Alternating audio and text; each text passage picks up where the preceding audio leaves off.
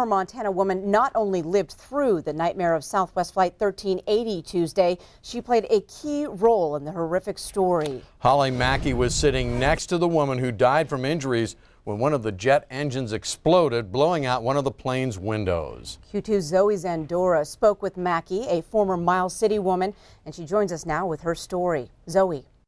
That's right, Jay and Janelle. I spoke with Holly Mackey over Skype this morning. She was actually the one who tried to hold onto the victim and get her back into the plane. Jennifer Reardon died after she was partially sucked out of a window that was shattered from an engine explosion on the flight from New York to Dallas. Mackey was sitting in row 14 with Reardon. A little girl sat in between. 30 minutes into the flight, when the fasten your seatbelt sign usually turns off, instead, the pilot came over the intercom. Moments later, passengers heard a loud boom and oxygen masks dropped from above.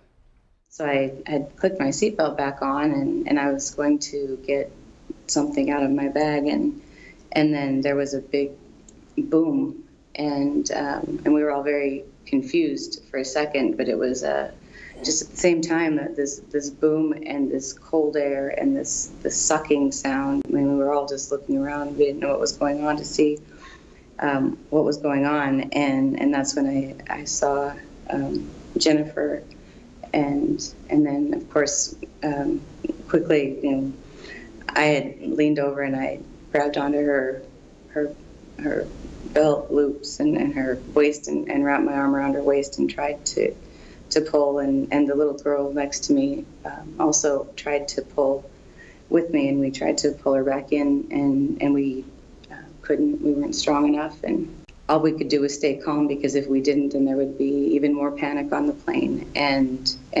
so in that moment, we all just made some pretty tough decisions.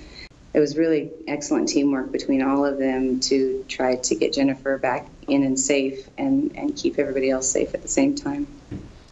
And she had mentioned she was really impressed with everyone, the passengers helping with the victim, the crew, and the pilot. Mackey said the pilot was incredible. After she landed the plane safely, she came back to see the passengers, giving them hugs, thanking them, and how everyone handled the situation. All right. Thanks so much. Quite the story. Zoe. Wow. Well, this fatality is the first death on a domestic airline flight in the U.S. since 2009.